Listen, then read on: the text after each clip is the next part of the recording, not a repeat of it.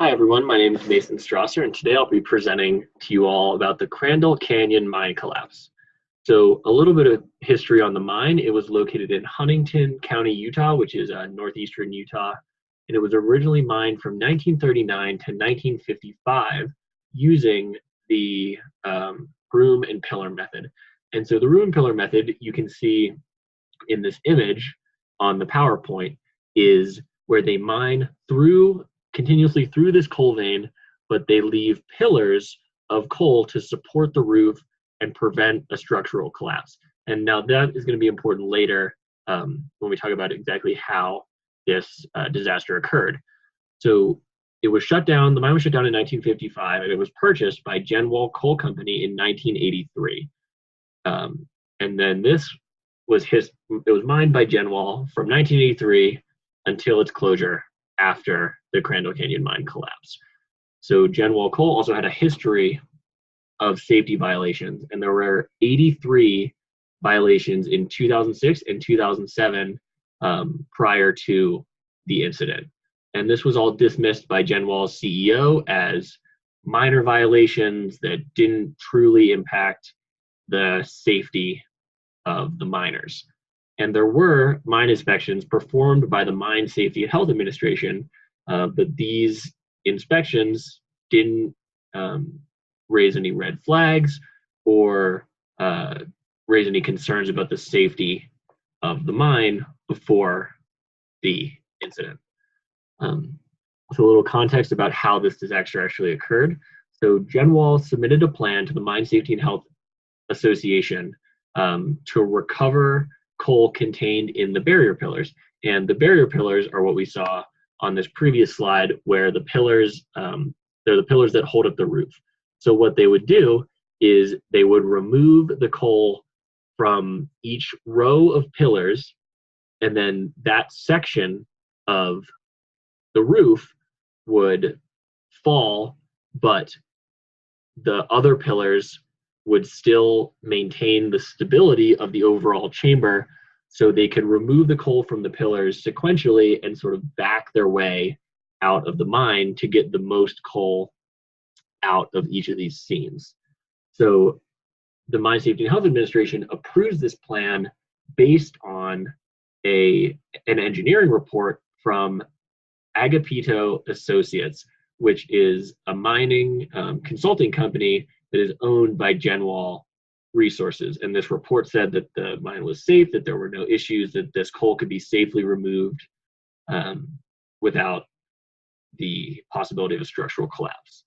And then there's a small coal bump that occurs on March 10th, 2007. This is before the actual incident, and it shifts the production from the south side of the mine to the north side of the mine.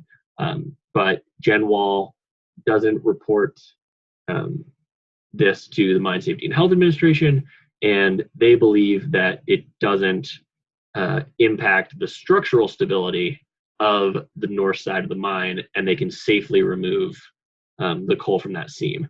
And one important thing I'd like to note is there was a Bureau of Land Management inspector who inspected the mine and the north side, and he was concerned about the stability of the pillars, but he didn't voice his concerns to the Mine Safety and Health Administration or the operator of the Crandall Canyon mine.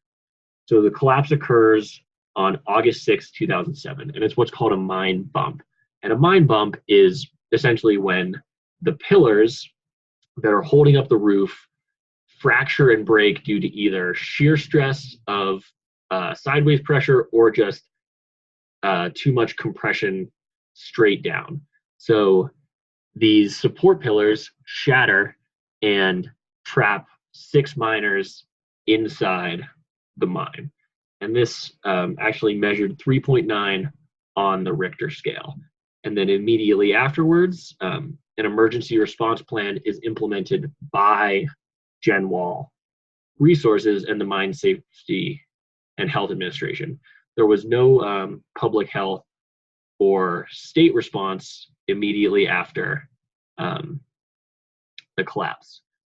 And then another important piece is in the response efforts, we'll go through this in the timeline in a second, but there was an aftershock, an additional coal bump that led to the death of 3 emergency response workers and injured 6 others. And after that, all the emergency response workers were evacuated from the mine and did not re-enter the mine through the duration of the efforts. So here is the timeline of the event that we're looking at.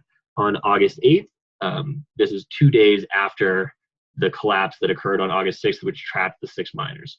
The Mine Safety and Health Administration approves a new rescue plan involving manually clearing the entry to the chamber so they could actually get personnel in there to try and rescue the trapped miners. On August 9th, the first borehole breaks into the chamber. That is a hole that's drilled from the surface into the chamber where they believe the miners to be, and they lower microphones and other monitoring equipment to try and locate the miners that way. But there was no response from any of the miners. On August 10th, there was low oxygen readings detected, so low, in fact, that the oxygen was about at 7%, which is unable to sustain life for any real amount of time. So in 2 days later, they began pumping compressed air into the chamber to try and raise the oxygen levels to keep the miners alive. And then on August 10th, a 2-man team tries to enter the chamber, but is unsuccessful as they cannot clear the debris and reach the chamber. And then on August 16th is the thing we talked about before, where this another significant coal bounce occurs near the rescue workers. So this destroys the support beams and all of the processes that are in place to keep the roof up, and it collapses, killing 3 rescue workers and injuring 6 more. And that is when all the rescue workers are pulled out, and no rescue workers actually entered until the end of the response. On August 18th and 25th, they drill more boreholes, attempt to locate the miners, but they're unsuccessful. On the 25th, they attempted to lower a robot into a larger borehole that they drilled, but because of the amount of debris and damage to the chamber, they could not maneuver the robot at all. And then on August 31st, unfortunately, all rescue efforts were suspended due to the danger to rescue workers and the time that the miners had spent in the mine with no response. All the miners were presumed dead, and unfortunately, they never revisited the mine, so all 6 miners still remain entombed in Crandall Canyon Mine to this day. So the key players in this rescue event were mainly Genwall Coal Company and the Miners Safety and Health Administration. There was also Governor Huntsman, he was the governor of Utah at the time, who tried to mobilize some state resources, and John R. Baza, who was Governor Huntsman's highest ranking representative at the site. There was also the Emery County Sheriff, Lamar Guimond, and then there was community resources that were mobilized to help with the resiliency and help to support these families who lost loved ones in the disaster. And then Mayor Gordon and Mayor Piccolo were the mayors of the towns where the miners were trapped, and they were sort of forced into these public health support roles where they really weren't prepared. And we'll talk about all of these in these next few slides. So the Genwall Coal Company, along with the Mine Safety and Health Administration, these guys really took the lead on rescue efforts in the mine. It was their emergency response plan that was used. They provided information to the trapped miners' families, and also they were the main contact point for the media. One thing that they insisted was that this collapse was caused by an earthquake and not by any structural instabilities in the mine. However, this was proven false for multiple investigations, one by the Mine Safety and Health Administration and one by the Utah Seismological Institute. And this company representative who was active at family meetings, it was reported by the family that he was very hostile, and eventually he had to be barred from these meetings by the sheriff because he was causing so much undue stress on the families of the trapped miners. And a little bit more about their emergency response plan that was used. It was in compliance with all mine safety response plan requirements. It was approved by the Mine Safety and Health Administration just months before the accident. And they had ordered refuge shelters, which contain food and water and breathable air. And they're this structure that will survive cave-in until they can get to the trapped miners. Those had been ordered, but they had not yet been arrived or installed. So those were not available to support the miners in this collapse. So the Mine Safety and Health Administration. So they provided 3 family liaisons and interpreters because some of the families were non-English speaking. But these family liaisons relayed information from the response effort to the families of the trapped miners. And these people should have been the primary communicator with the media, but unfortunately they were not. The representative from Genwall really monopolized those conversations, and that led to a lot of misinformation and a lot of false information that was delivered to the families and to the media. And unfortunately, they provided a lot of false hope to the families as well, which was a serious detriment to the mental health of these families as the rescue effort continued, because whereas the Mine Safety and Health Administration was much more reserved, the Genwall representative was much more hopeful. He told the families that he knew that they knew exactly where the miners were, and it was only a matter of days before they got them all out safely. And the Mine Safety and Health Administration knew that this wasn't true, but they didn't speak up in those meetings, which led to a lot of misinformation and a lot of undue mental strain on these families. So one thing that they did do post-response was they levied fines against Genwall and the consulting firm. And here were their statements for the cause of the collapse. It was flawed engineering analysis that led to the collapse, TRI's use of unauthorized mining practices. They also found that there was no evidence of an earthquake that caused the collapse. It was due to structural instability of the mine, and that the mine operator actually withheld information on the severity of the March 10th coal bust during the rescue attempt, which contributed to the death of the 3 response workers and the injury of 6 more.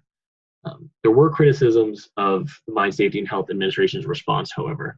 This was from an independent report compiled by the US government, and there were a lot of things they could have done better, and especially from an emergency response framework that were really detrimental to the response. First of all, there were the Central Command Center for the Mine Safety and Health Administration was not established, and there was actually 2 separate command centers, one for the Mine Safety and Health Administration and one for Genwall Resources.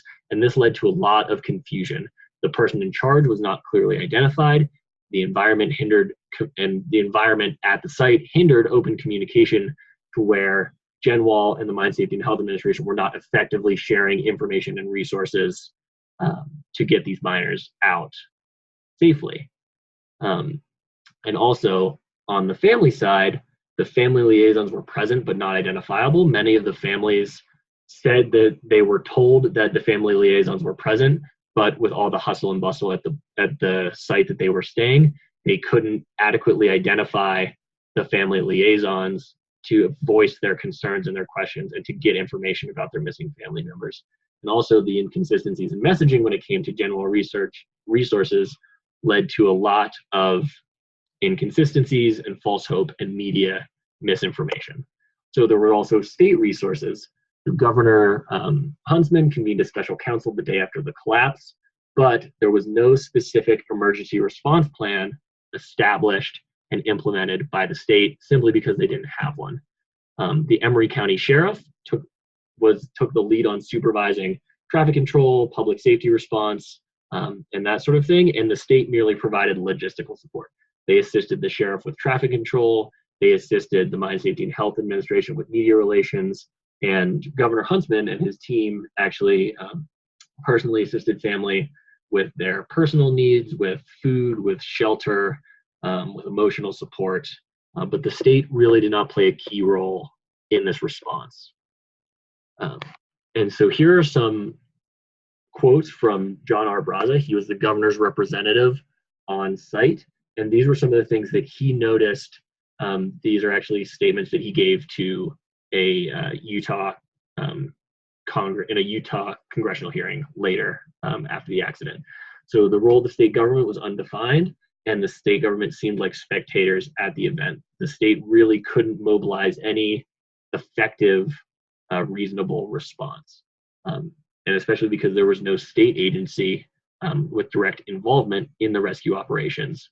The press briefings were also delayed and postponed, and the mine operator would arrive at press briefing site before the mine safety and health representative and sort of do his own thing and provide his own information before the other officials arrived, which gave a lot of misinformation and really, really hindered the effective response effort and was especially hard on the families of the missing miners.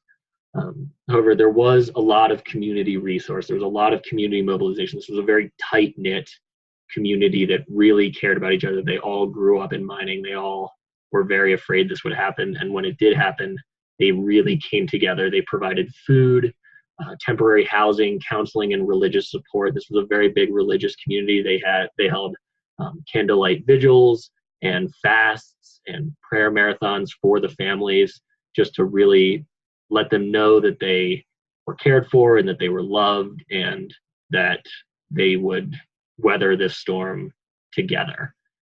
And then the two mayors were thrust into this emergency public health role really without any specific training. So Mayor Gordon was thrust into coordinating the basic needs for a large number of people. He coordinated offers of assistance, meals, and monetary donations for the families. And this was actually only 3 weeks after they became the mayor. And then this Mayor Piccolo, he provided support and services to family members and information to the media. And I think this quote is really important and really illustrates how the public health emergency responders were needed, but didn't provide a true role in this response. Whereas I felt ill-prepared for the role and could have used training or additional support from persons prepared to respond, which is huge, because if emergency response plan would have been put in place and correctly utilized, the mayors would not have been thrust into these roles that they were so ill prepared for.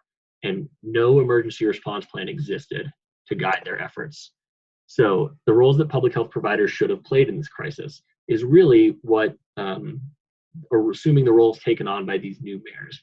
They should have assisted with being a media liaison, with coordinating the response effort and support and the monetary donations to the families, and provide professionally trained psychological first aid responders to the families to help them through this difficult time, and to really provide this overarching structure that public health responders know how to implement, but the mayors and the community members who took on a brunt of these public health support roles didn't adequately know how to do.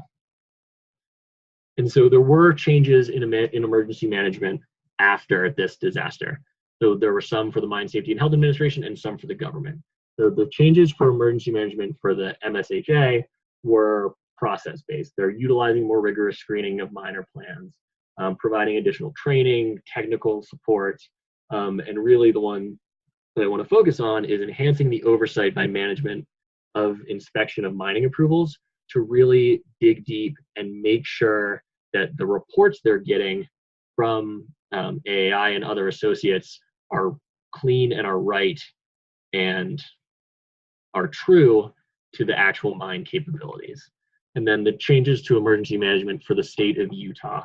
So these are the ones that really get at how public health could have responded and how they should have responded, and how Utah is now prepared to respond in the future. So they have annual mine safety emergency response training to make sure that the state is prepared to mobilize and actually be effective in these kind of disasters. They'll develop a mine accident emergency response plan at the state level. They'll work closely with the Mine Safety and Health Administration and local community to develop comprehensive support plans for families of accident victims. And they'll work with coal operators to develop a clear set of communication protocols for when they communicate with families of mine victims and the press and the public, really just to make sure that the issues with communication, the issues with false hope providing to the families, and the issue of the state being unable to adequately respond are addressed. And then the last change to the emergency management at the state level was to initiate a mine accident emergency coordination planning process that would include all of these relevant stakeholders. It would include coal operators, miners representatives, local, state, and federal agencies, and community representatives to bring all of these people to the table before the next disaster occurs so they can all be on the same page and all be able to adequately and ethically respond to a disaster where we wouldn't see the same issues that we saw with the Crandall Canyon collapse, where the state and the local agencies are not truly able to provide a meaningful response. But now with these changes, they really will be able to provide a meaningful response and imply some of these public health practices to the emergency response that weren't there for the initial response. And here are my sources. Thank you very much. I hope to see you again.